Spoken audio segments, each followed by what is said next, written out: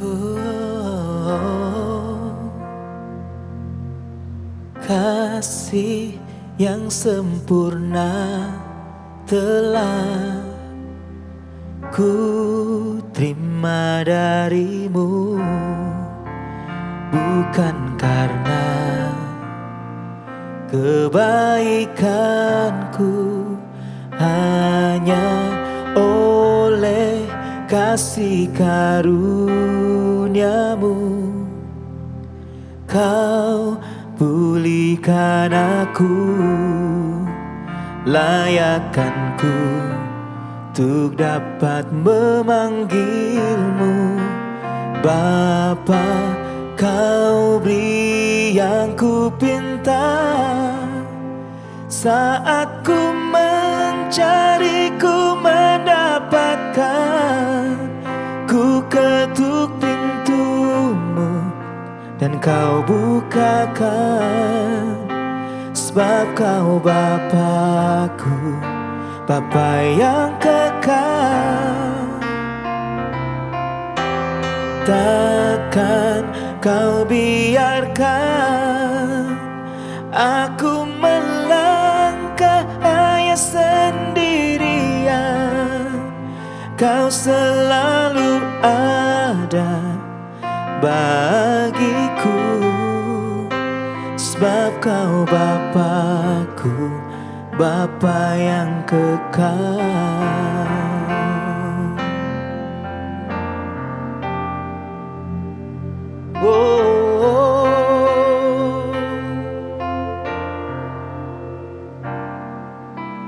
Kasih yang sempurna telah ku terima darimu, bukan karena kebaikanku,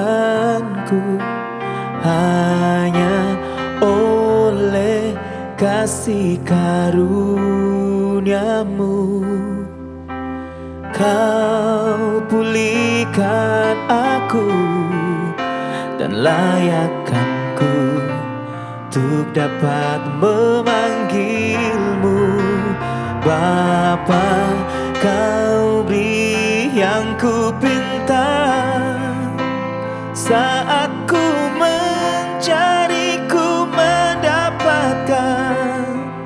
Ku ketuk pintumu dan kau bukakan, sebab kau Bapakku, Bapa yang kekal. Oh, takkan kau biarkan aku melangkah hanya sendirian. Kau selalu ada bagiku, sebab kau Bapakku, Bapa yang kekal. Kau beri yang ku pinta, saat ku mencari, ku mendapatkan. Ku ketuk pintumu dan kau bukakan, sebab kau Bapakku, Bapa yang kekal. Oh, takkan kau biarkan aku melangkah hanya sendirian. Kau selalu ada bagiku, sebab kau Bapakku, Bapa yang kekal. Kau selalu ada bagiku, sebab kau Bapakku, Bapa yang kekal. Oh, kau selalu ada bagiku, sebab kau Bapakku, Bapa yang kekal.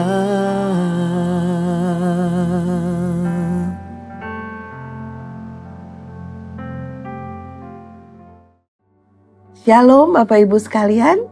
Hari ini kita berjumpa kembali untuk merenungkan firman Tuhan di dalam Rise Up. Hari ini kita sama-sama belajar dari kitab 2 Raja-Raja, pasal yang ke-15 ayat 1 sampai dengan 38. Pasal ini menceritakan tentang ada kisah dari 8 raja. 6 raja-raja di Israel Utara, mereka betul-betul melakukan hal-hal yang jahat di hadapan Tuhan. Dan 2 adalah Raja Yehuda. Nah, yang menarik adalah yang sama-sama kita mau melihat adalah 2 Raja Yehuda ini. Mereka dikatakan taat.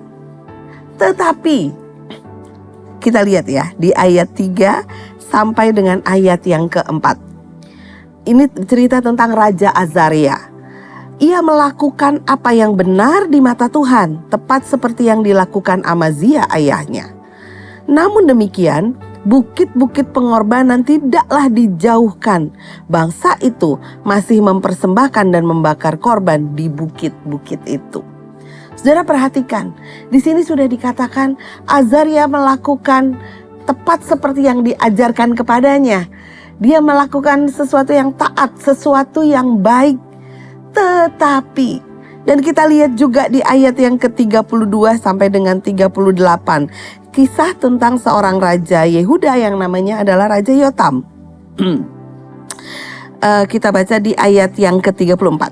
Ia melakukan apa yang benar di mata Tuhan seperti yang dilakukan Uzia ayahnya. Namun demikian, bukit-bukit pengorbanan tidaklah dijauhkan. Bangsa itu masih mempersembahkan dan membakar korban di bukit-bukit itu. Ia mendirikan pintu gerbang tinggi di rumah Tuhan.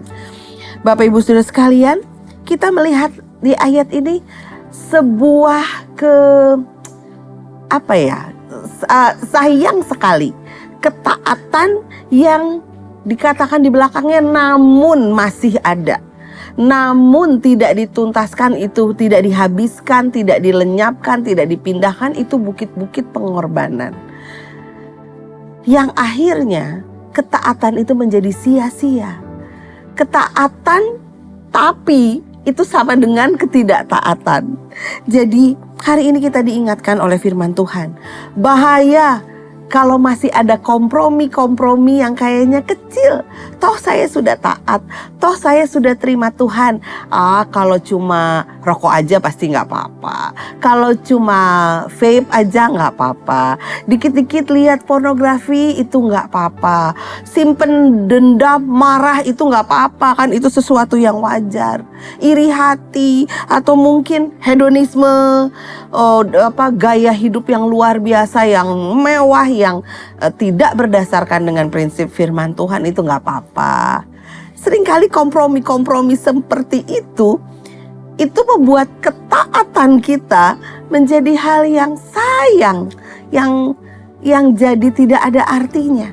Tapi hari ini firman Tuhan bicara kepada saudara dan kepada saya juga, bahwa ketika kita mau taat sama Tuhan, artinya kita harus taat sepenuhnya.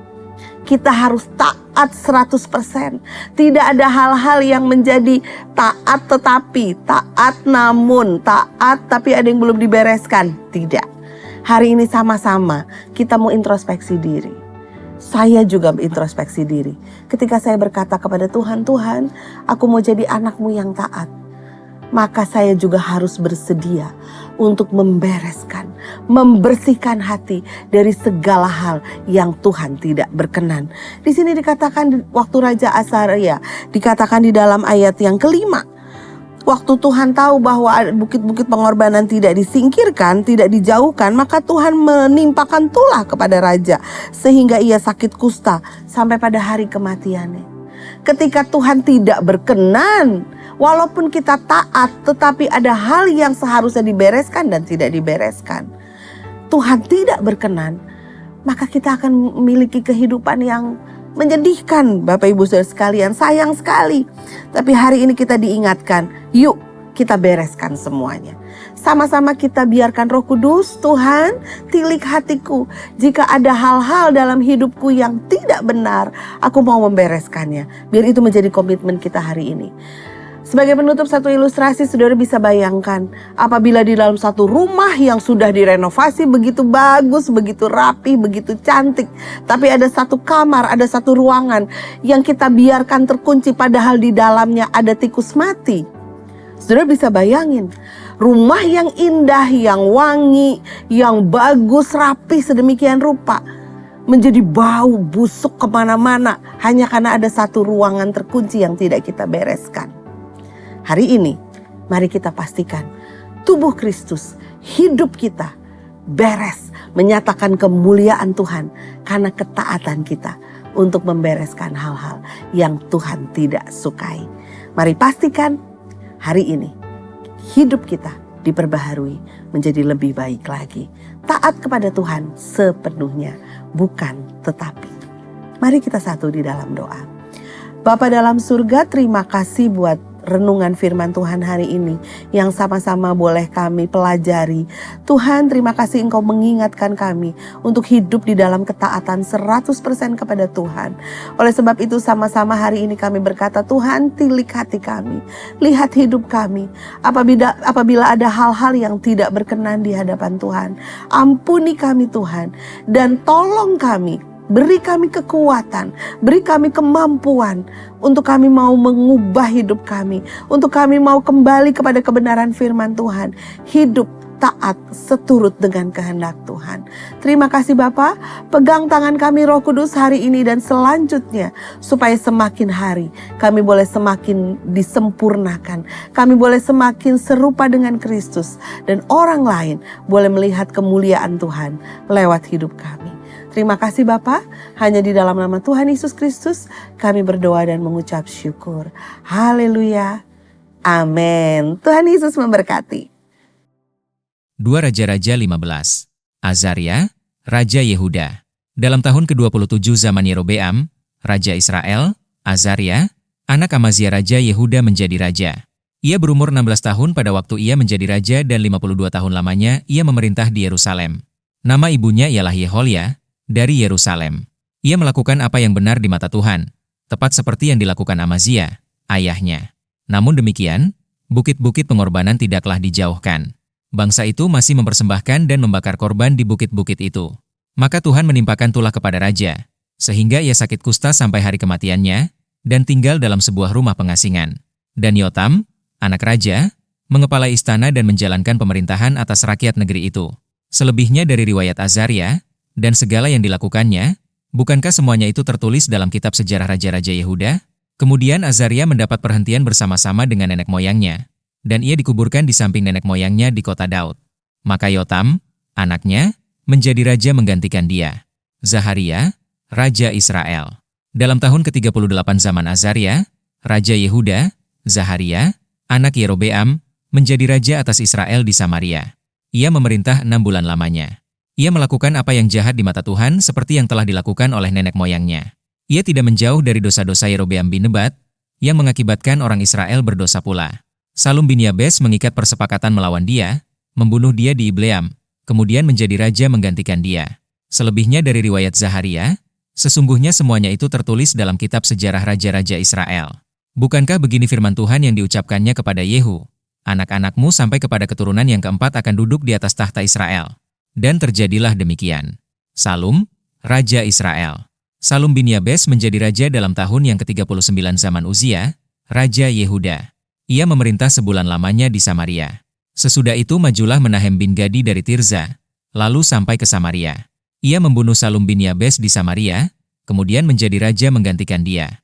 Selebihnya dari riwayat Salum dan persepakatan yang diadakannya, sesungguhnya semuanya itu tertulis dalam kitab sejarah Raja-Raja Israel.